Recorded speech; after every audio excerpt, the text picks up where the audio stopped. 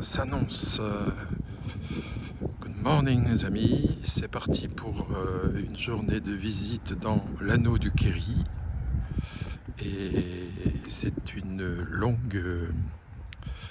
très longue journée. Si on devait faire tout, on a décidé de le faire en 2 fois. Et du coup, on a négocié avec la dame de pouvoir garder notre petit cottage pour 2 nuits de plus. Bon, un propriétaire du coin, un riche propriétaire, s'était fait construire ce petit fort par mesure de sécurité. Et à l'intérieur, il y avait 2 maisons, plus des tentes, etc. Toute la famille du propriétaire y vivait, ainsi que des servants et des gardes qui étaient là pour surveiller. Alors, le fort se situe dans une belle vallée entourée de monts magnifiques. Voici le fort. Et on voit la mer au loin. Alors c'est un amoncelle de pierres. Il n'y a pas de ciment entre les pierres. Elles sont les unes sur les autres. Elles faisaient initialement 6 mètres de hauteur, 4 mètres d'épaisseur. Alors on rentrait par une étroite entrée, disons, dans le mur. Voilà, on est dedans.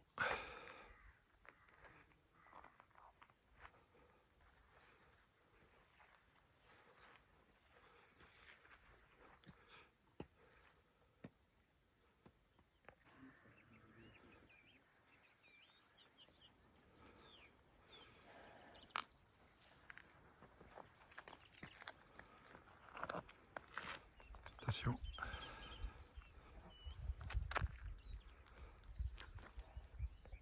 Alors de partout, on peut descendre, des escaliers qui descendent, qui remontent, enfin bref, de partout on peut accéder en haut des murailles, qui devait certainement être le chemin de ronde des gardes.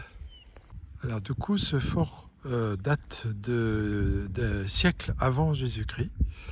On n'a pas pu exactement le dater, mais c'était avant que le christianisme ne vienne, et bien avant Jésus-Christ du coup. Alors ici, c'est un Ogham Stone, donc pierre d'Ogham, qui en fait sur laquelle est inscrit le plus vieux langage écrit et encore parlé dans cette région d'Irlande. Comment c'est composé? En fait, ce sont des barres qui sont mis de 1 à 5 barres. Chaque groupe de petites barres signifie un son. Et là, pour voir les barres, ça va être pas facile parce qu'il est quand même très très ancien. Mais on en voit à peu près ici. Je sais pas si je peux. Voilà, à peu près quoi. Et il y en a donc dans plusieurs endroits en Irlande.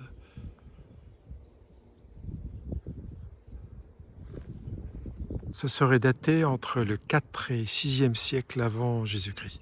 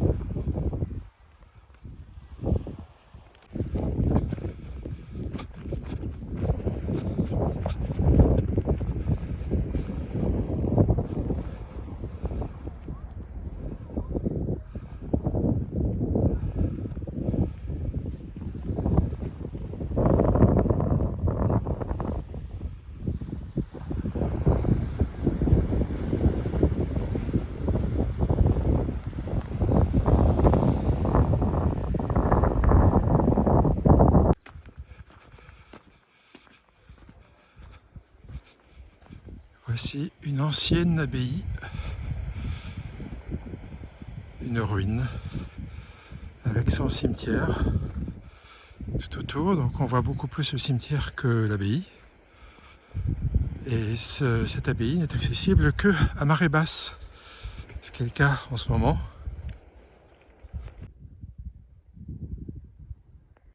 C'est seulement ici, à cet endroit précis, qu'on trouve cette fleur, qui s'appelle la Kerry Lily,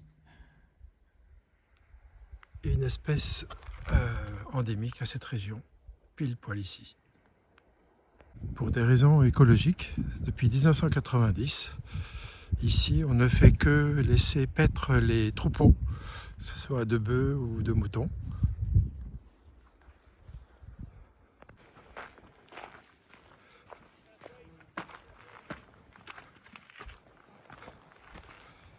Des noms typiques irlandais, O'Grady, O'Sullivan,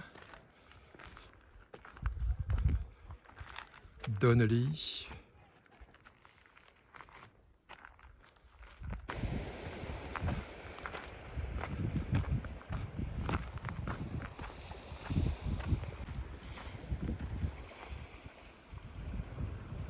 Cette abbaye date du Xe siècle.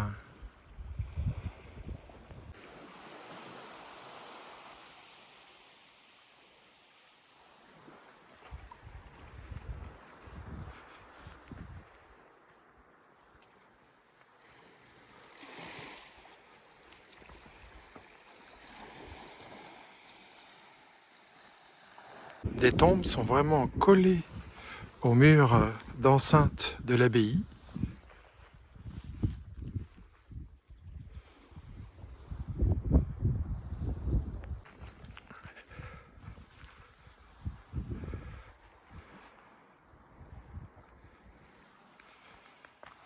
Attention à la tête, baissez-vous.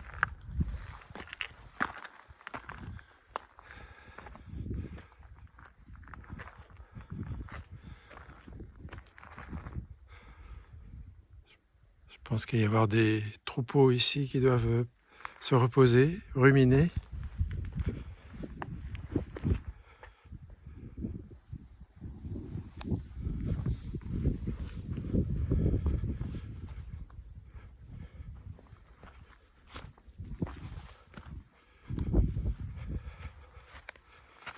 Attention à la tête.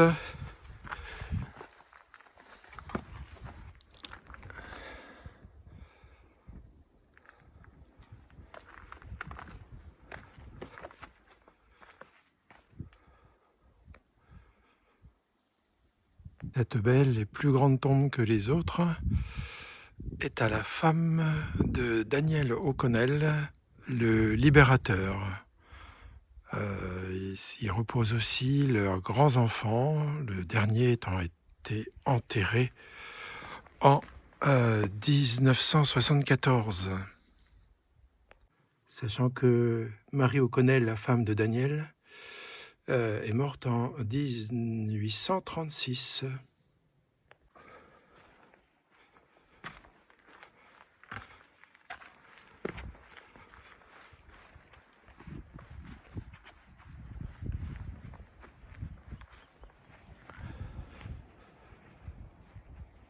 Daniel O'Connell était en fait appelé le libérateur parce que c'était un homme politique qui, au début du 19e siècle, a beaucoup œuvré pour libérer les catholiques du joug des protestants sans violence, pour la reconnaissance du peuple catholique, non seulement en Irlande, mais aussi en Angleterre. Lui, il est mort en Italie, à Gênes.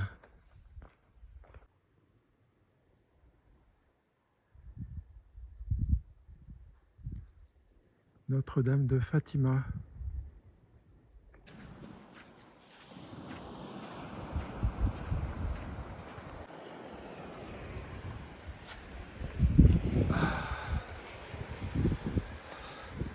C'est pour ça qu'on trouve dans les pubs ou les restos de coin, sur les menus, des moules. Voilà la maison de Daniel O'Connell, c'était sa seconde maison et qu'il venait de temps en temps, donc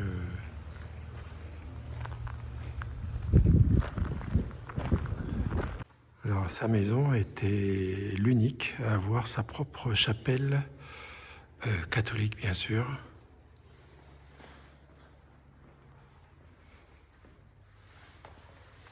Voilà, Daniel O'Connell qui se faisait baptiser par un prêtre.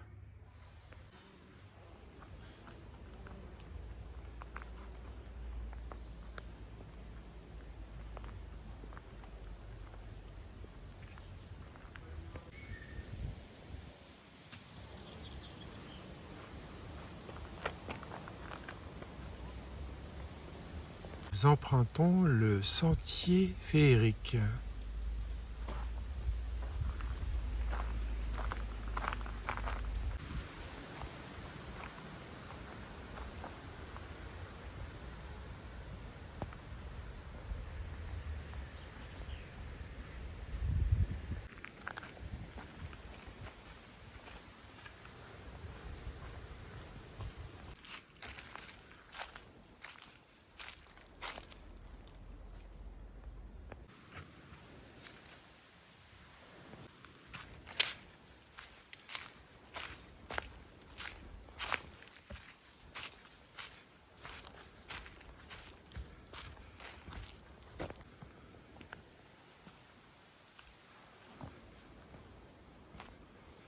Alors l'Irlande est célèbre pour cette terre de légende, notamment le plus célèbre étant le Leprechaun, qui est un petit homme vert barbu avec des souliers à boucles et réputé pour avoir comme métier de faire des chaussures, cordonnier, et qui garde son argent au pied des arcs-en-ciel.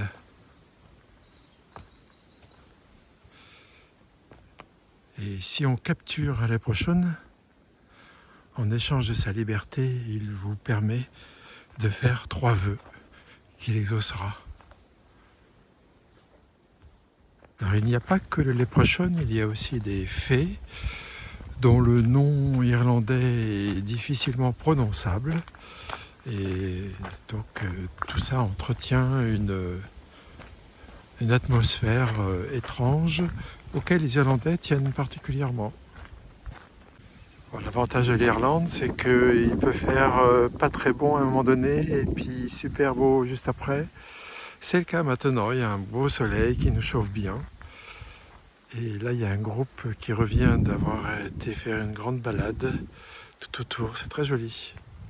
On peut apercevoir la plage où on était tout à l'heure. Et là, vous avez le contexte.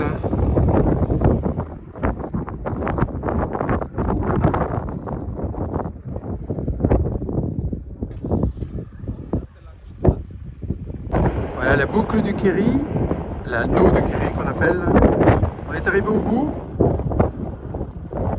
On va continuer, on va remonter la boucle et en face on distingue l'autre péninsule, la dernière je pense du sud, et la péninsule d'Aigle qu'on fera un autre jour. Alors nous sommes à Waterville, une station balnéaire créée en 1884 et il se trouve qu'un personnage célèbre y avait trouvé une résidence secondaire. Devinez qui? Vous allez comprendre. Et oui, Charlie Chaplin. En hommage au football celtique qui est mixture du rugby, du football. Alors nous sommes dans une région tout au sud du pointe du Kerry qui avant était habitée. Là il reste des maisons en ruine. Et là, tout au long de la route, on vient de par là, là-bas il y a des maisons, tout est abandonné. Et en fait, c'était du temps de la grande famine. Il n'y avait plus rien à manger puisque les patates sur lesquelles était la base de nourriture des Irlandais avaient subi le ravage du mildiou. Et du coup, ils n'ont eu qu'une possibilité pour survivre, c'était de partir. Ceux qui avaient mis de côté de l'argent ont pu aller soit aux États-Unis, soit au Canada, soit en Australie. Et puis pour les autres, ils ont fait partie des 1 million de morts qu'il y a eu à l'époque. Maintenant, c'est habité par les moutons.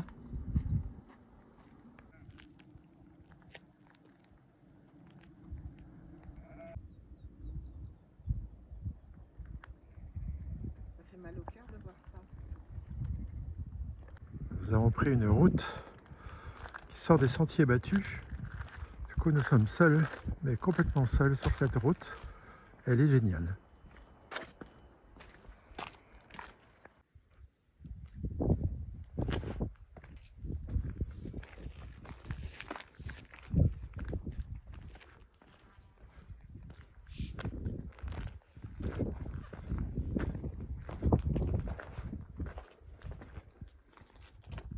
Oh, c'était un village avec le maire qui habitait ici.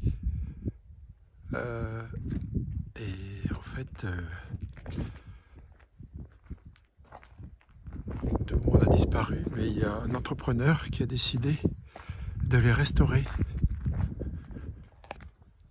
Du coup, il a mis un toit moderne en tuiles plates. Je pense que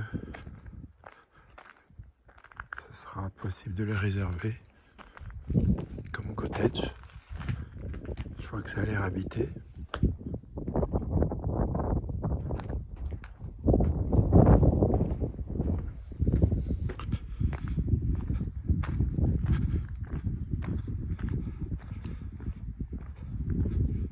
Ça, c'est les restes d'une maison.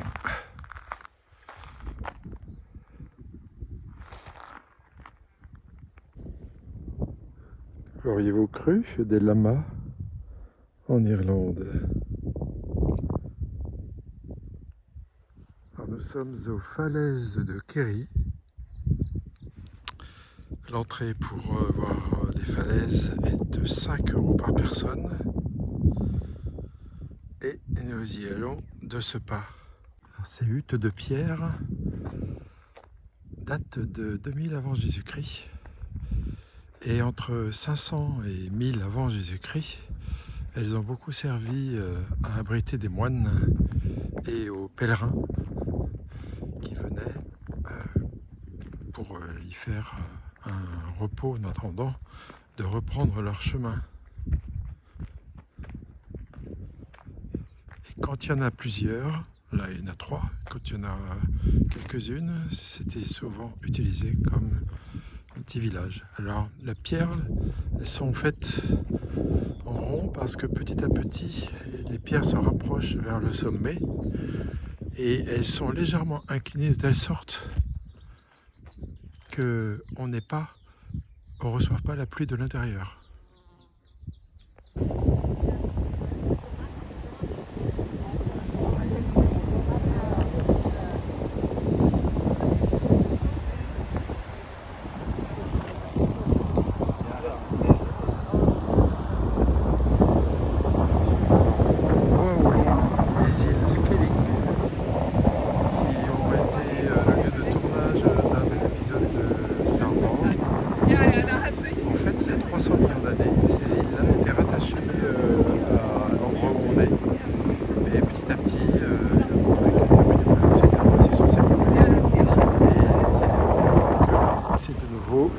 Comme ça. Alors à tous ceux qui voudraient faire du camping, sachez que une fois que vous avez passé le paiement des 5 € pour visiter les cliffs, et bien après les huttes, vous avez un petit aire de camping. Il suffit de demander à l'entrée et on vous autorise à y rester avec une petite table sympathique.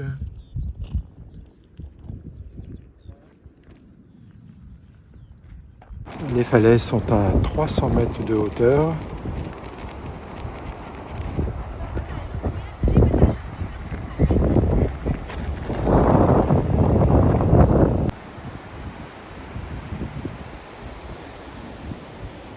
Alors, les 2 îles que l'on voit au fond là-bas font partie du World Heritage de l'UNESCO et elles l'occasion d'être à l'abri de pas mal de races d'oiseaux qu'on trouve essentiellement dans le coin. Et la petite île qui est à gauche, là, qui est tout près du continent, elle abrite des macareux, les fameux oiseaux clowns. Et il y en aurait entre 5 et 10 000 couples. Alors d'ici, on peut bien voir l'île qui est en face.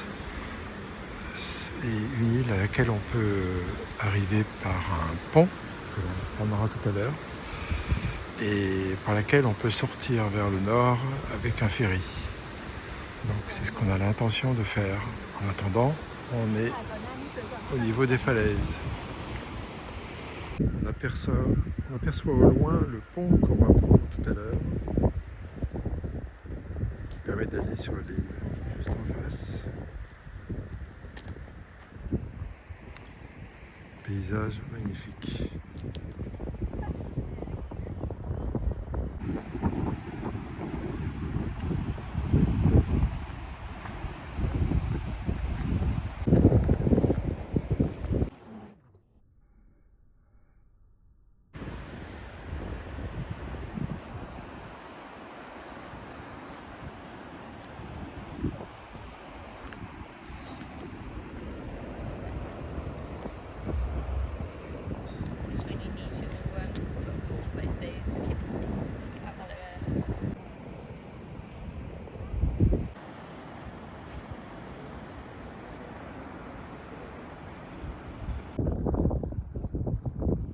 Voici les types d'oiseaux qu'on peut trouver par ici.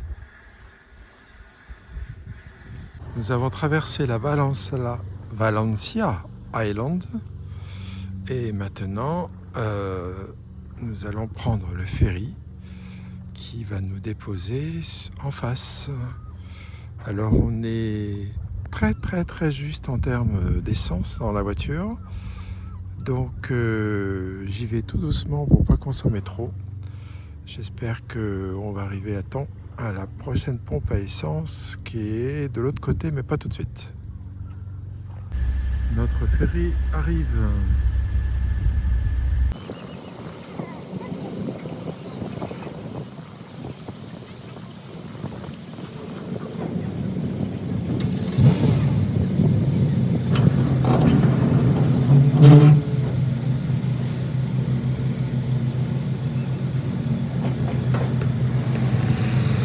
Toujours comme ça.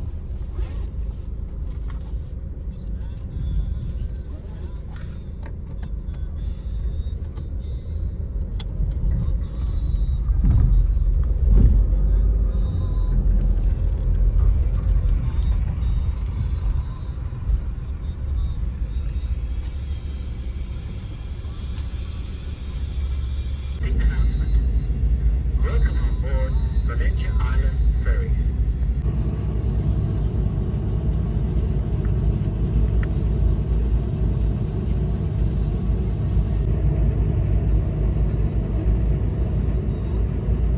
Qu'est-ce que t'as avalé? Qu'est-ce que t'as avalé? On a rigolé comme des...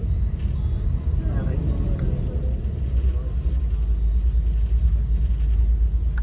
Pas du sang de ça à la main.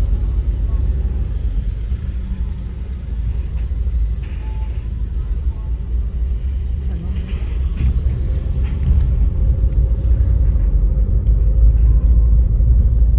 Nous sommes à Caer-Sivin, une ville à la pointe de la Ring of Kerry, qui a l'air assez animée, avec pas mal de pubs, une très belle église, très grande. L'église est en l'honneur de Daniel O'Connell, le fameux libérateur dont je vous ai parlé avant.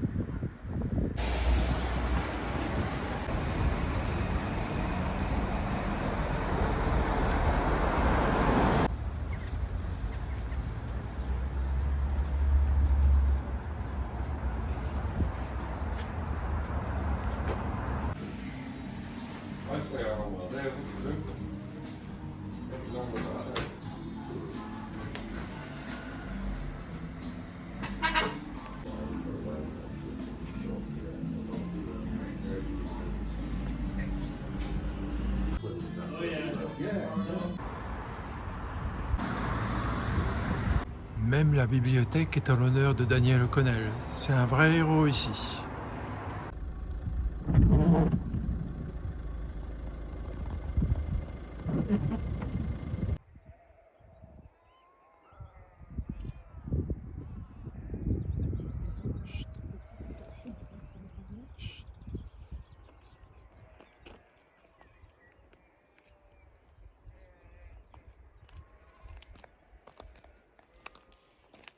Fin de cette 6e journée. Encore une belle journée avec des choses magnifiques à voir. Et le fait d'avoir fait la Ring of Kerry en commençant par la partie nord, quand vous le faites dans le sens des aiguilles d'une montre, vous permet d'avoir moins de circulation puisque tous les bus de tour opérateur avec tous leurs touristes, eux, le font dans le sens inverse des aiguilles d'une montre. Donc, une astuce, c'est de prendre dans le sens des aiguilles d'une montre et là, vous aurez déjà pas à faire la queue derrière ces bus parce que les routes étant étroites, vous pouvez guère doubler. Et je n'ai pas pu faire donc toute la boucle en une journée parce qu'on prend tout notre temps. Du coup, on a coupé, une fois qu'on était tout au bout de la boucle, on a coupé à travers la péninsule. Et là, les paysages sont magnifiques, mais vraiment magnifiques. On ne s'attendait pas à ça.